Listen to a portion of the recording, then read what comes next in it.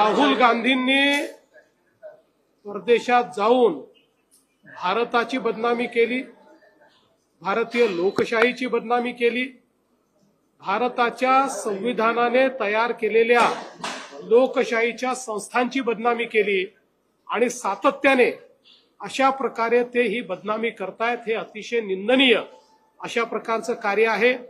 वारंवार निवडणुकांमध्ये हारल्यानंतर त्यांच्या मनावर परिणाम झालेला दिसतो आहे, पण ते एका विरोधी पक्षाचे नेते असताना अशा प्रकारे जर आपल्याच देशाची बदनामी ते विदेशात जाऊन करत असतील तर कुठेतरी त्यांच्याबद्दल संशय निर्माण होतो की ते नेमकं कोणाचा अजेंडा चालवत आहेत.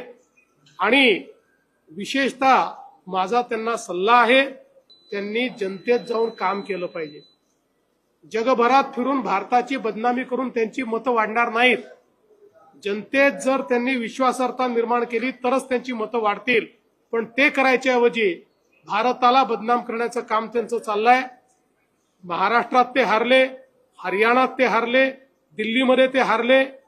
आता मतदान प्रक्रियेवर, मतदान यादीवर त्या ठिकाणी प्रश्नचिन्ह ते निर्माण करतायत.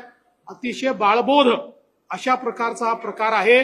त्यामुळे त्यांनी जनतेत जावं आणि भारताची बदनामी करणं राहुल गांधींनी बंद करावं असं आमचं त्यांना आव्हान आहे.